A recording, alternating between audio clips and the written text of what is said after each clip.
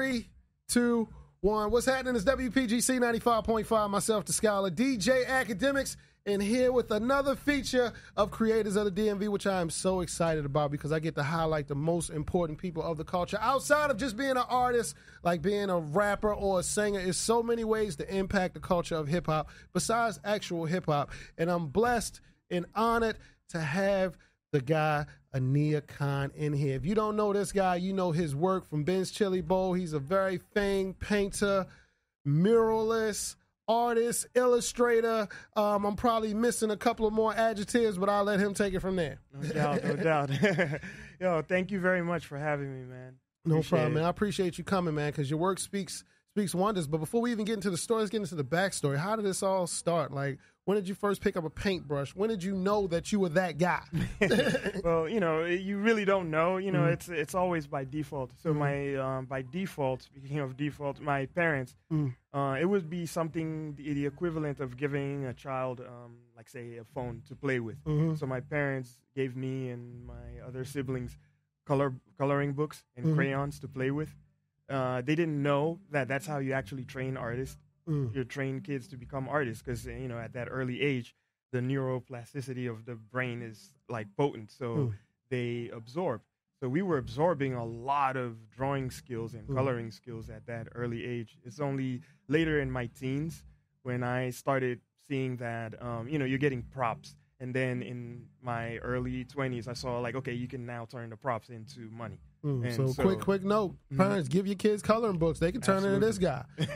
Absolutely. So you say teenagers, so I say like late teens, early teens, when you found out you were actually, when you knew, I mean, it's okay, everybody thinks they're good at whatever they're doing, but when you knew like, all right, I'm real good. So that happened when, because I grew up, I was born here in D.C., and I grew up in Nigeria, and then I came back. Oh, so you moved back? Yeah. You moved back as a teen or you moved back younger? I moved back when I was like 7. Oh, okay. So I came back here, and that's when I was fully trying to get into illustration. The I am here moment, the I've arrived moment was when XXL magazine hired me to do an illustration, that was around the time Nas and Khalees got married. Oh, so okay. they hired me to do an illustration for the magazine. And I used to work security at that time. So when that happened, I almost lost my mind because I was like, what? Like just that alone, I can tell you're a very humble guy, because if it takes XXL for you to know that you're really, really good and you doubted I'm not saying you doubted yourself, but you really didn't jump into it wholehearted like I'm that guy until XXL came knocking, man. That's just humbleness at an all-time high for me. But you go, and I don't want to cut you off. Yeah, man. It's cool. Because, the thing is, like, I always wanted to be an illustrator, and even back home during the explosion of hip-hop in the 90s. So what happened was I was really obsessed with artwork, cover art. So I wanted to do that. And I really was looking forward to doing that. So I was shopping my portfolio when I came back here. Like, this is around 99, 2000, 2001. I was going up to New York to shop my portfolio. And the work wasn't up to par then. And again, that's why I was really like excited when that happened. And that was a turnaround time, and it kind of motivated me to improve on my work at that point. Okay. So let's get into talking about probably your most famous, and I don't know, how did this even come into play? This Ben's Chili Bowl mural, the whole side of the wall where you have everybody on there from John Wall to Chuck Brown. I mean, it just goes on and on. Like, first and foremost, how did that whole thing come about? So, I did a mural on Ben's Chili Bowl. I think this was like 2009, and it had it had 4 people on there. So we had always been in talks back and forth, and they were like, we want more people. So if you go inside Ben's Chili Bowl, they have a wall of fame. Yeah, it's all the pictures all over the place, all the history of it. Exactly, and that place has been around since the 60s. I think in 1964.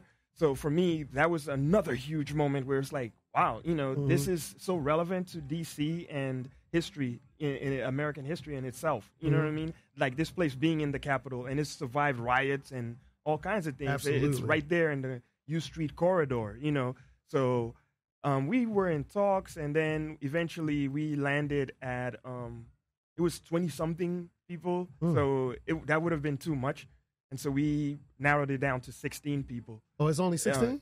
Yeah, it's 16 It's people. funny, you say 16, but it just feels like more when you go past and you look through. Because it's like, it's all, they're all together, but it's like the way you put them together, it's like it's not cluttered, but they're all mashed in there, and it kind of makes sense. Like, how long did that whole concept take for you to put together? The funny thing is, executing it on the wall is shorter time than coming up with the idea. The idea takes me, it depends on the necessity of the project. So it might take me a month putting together the composition. But the execution, that's why it's funny because a lot of times people will be like, I was out there yesterday and today is finished. Because I work that fast. And it's not like I'm doing that on purpose. It's just years of experience. And I know exactly, because I spend so much time with the composition. So I'm able to know what goes where. By the time you actually get to the wall, on the wall, it's mostly a finished product. It's just basically just throwing it up there now. The talent is on now, but all the brain power and the hard work is done before you even show up. Absolutely. I get it. Preparation. They always say failure to prepare is preparing to fail. Exactly. So that's where everything everything comes together. So with that project, they wanted to do a grand opening, like and invite some of the people who were on the wall. So I had like a week. It was more like 7 days. So I think the 6th day going into the 7th, I was there for 24 hours. I got there at 7 a.m. and I left 7 a.m. the next morning. So, and when you look at the wall, I didn't want to be plastered. Like usually it's like a bust of just faces. I wanted action. I want storytelling. So some of them are singing. Some of them, like Dave Chappelle has his microphone. Yeah, you got John Wall doing a crossover. Yeah. I think Chuck Brown with his guitar, and then you have Wale just kind of laying back and being cool, like things like that. Like you want those elements to come through. I didn't want it to be, and again, being my background being illustration and me doing a lot of work, like album cover work and editorial work, I'm able to apply that to the murals I'm doing. So when you look at the murals, they're not just slap-ons like artwork. It's like there's storytelling in it too. Legendary muralist, illustrator, artist, Aniekan, my special guest today, creators of the DMV, right now WPGC 95.5. But other than Ben's Chili Bowl, I mean, you still have a lot of work in the DC area. I mean, go ahead and run a few down. Oh wow. So I know it's too many just to run all down, but just give a few. It's a lot. Like in the U Street area, 15th and U, I have George Washington on one side of the street, and then across the street from that is the Dunbar building is for a building for seniors. So I did something there. And then there's Ben's Chili Bowl, of course, and then on 7th and S is Marvin Gaye, and then up on I think it's 14th and Rhode Island. I think it's Rhode Island. Like right that intersection of Rhode Island and Florida. I have a mural there, and then there's Blagden Alley. I did a mural of Erykah Badu and Sun Ra, and then also in Southeast I've done Frederick Douglass twice. There are 2 murals of Frederick Douglass, one on Good Hope Road, and the other one is right on the same street where he lives. And then I've done like also a slew of in-store and indoor stuff. The clients range from Lululemon to Lululemon on 14th and U, and then there's Willie's restaurant out here, and then there's it's a lot. It's like if I wanted to, I think the count is like up to 30. So I did a mural for Facebook, their office in Virginia, in Ashburn, Virginia. Wow. I didn't even know about that one. Yeah, I've done stuff for churches also. There's a church in Northeast. Can't remember the name right now. I'm sorry, but I did a mural for them. I did a mural for a boxing gym out in Adams Morgan. It's called Hard Training Club, and I did a mural there. So basically, you cannot drive around the DMV without seeing the impact of this guy, and that's why he is a creator of the DMV. And with all that being said, when you say 30-something, right? Talking to you before we even did this interview, you say that's not even enough. It's not enough. So you still got a lot more canvases, and you plan on stopping no time soon, right? No. So what is next for the legendary Aniekan? Well, recently I just did. I finished a mural, which it's one of my favorites because it has to do. It was outside of the norm. So this piece is called Namaste, and it's right there on 9th and N Street, across from the convention center. You can see it like right there if you stand on the corner of 9th and N. So that's my most recent one, and I kind of like how that idea goes, and I want to push more of that, especially in. I want to start going further into, like, say, the south side, like Anacostia, and beautify that area too, like with some really amazing stuff. So what's new?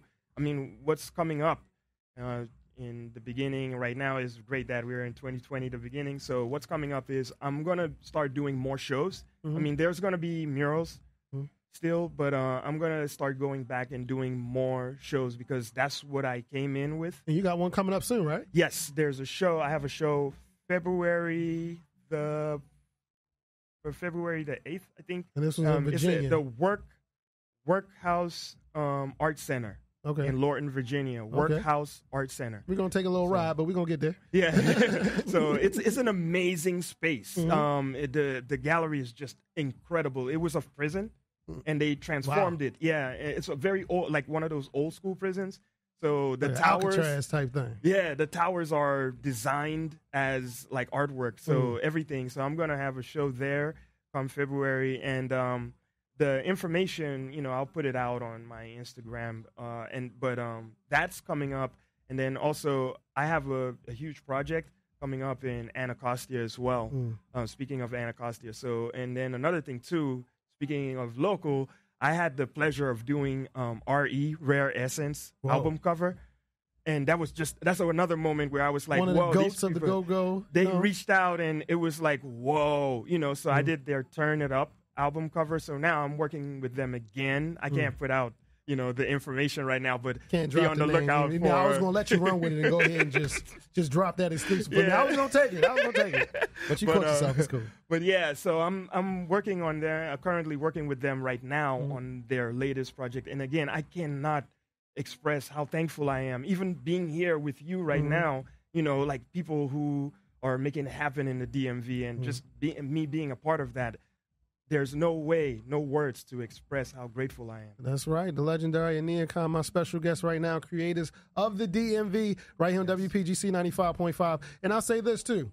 I believe, my personal belief, that I believe work like yours is even more needed in 2020 now, especially with the changing of DC and the gentrification, capturing the essence that, may be gone, because they say, they call it Chocolate City. They saying DC ain't as much chocolate in Chocolate City no more. So being these murals kind of put the history and put those imprints on the city so it can stay there. Even though the scenery may be changing, the essence is still captured. How do you feel about that? I feel it's just like what you said, and the thing is, before, like, being that my main focus was illustration. So now the thing is, I live in this city, and I don't create these murals like, oh, another Aniekan mural. Like, I'm creating it like, who lives here? And again, maintaining the chocolate city. So when I create those things, I want things that are uplifting to people. I want people taking photos in front of it and saying, yo, that is in my neighborhood, and they're proud of it. Because I'm not going to see it every day, but they have to see it. You definitely have the landmark murals. It's not just like murals. You got the murals. Like, when I come to D.C., I'm going to Aniekan's work. That's the one. And that's why I love this feature and this segment so much, because it puts the faces to the people. They've never seen your face. They've never heard your voice. They just know the work, and they see the tag, but they have no idea who that person is. Now they get to see you, and they get to hear you. So. They get to see and hear, and that's very, very great. And I really appreciate the love and support. Like, like you said, there are a lot of, it's funny because I think 3-6 Mafia had one of the titles of the album was the most known unknown. And I kind of, I feel like I share the same thing, because it's like crazy. Mysterious. You were just mysterious. Yeah, because a lot of times I'll hear people talk basically about me, and they're right there, and they have no clue. And they'll say, yo, I really love the murals, and sometimes like the Anakin guy, and I'm like, oh yeah, that's cool, but that feedback, the thing that matters for me is that at least it's positive feedback. I mean, it's not all positive. Some people are like, nah, but you're always going to have the positive and negative. But the thing is, being able to create something that people can own, because it's public work. So people being able to say, that's in my neighborhood, that's across the street from me. Little kids growing up and seeing that, and me being a real person that can be reached. Like, say, right now, I'm sitting here talking to you. And it's timeless work at that. Yeah. Oh, thank you. And I really appreciate that. So that's the thing that matters to me. Is like, if the change is happening, then what is the solution? Like, how can this change? How can something seep into the change that works for everybody else? Yeah, and it's sort of educational as well at the same time. And so, again, speaking of which, I'm going to start like a mentorship, and that will be posted up once my website is renewed and revamped. I'm going to add the mentorship, and I can still be reached for that as well. So because there's also a teaching element. Like, there are a lot of young artists who are coming up, and they don't know, like, how do I go into this career? How do I go into this path? So there's the business side, and then there's also the technical skill side, because that's all that matters at the end of the day. How well you understand those two. So you have your technical skills, but then how's your business skills? Can you talk to clients? Do you know how to negotiate these things? Some clients might come up and want to put something up that doesn't have to do with DC or the DMV, and you have to be able to negotiate for the city. Yeah, absolutely. Legendary Aniekan, my special guest right here on Creators of the DMV. I appreciate you, man. Let everybody know how they can get at you, how they can reach you, them ads, all of that.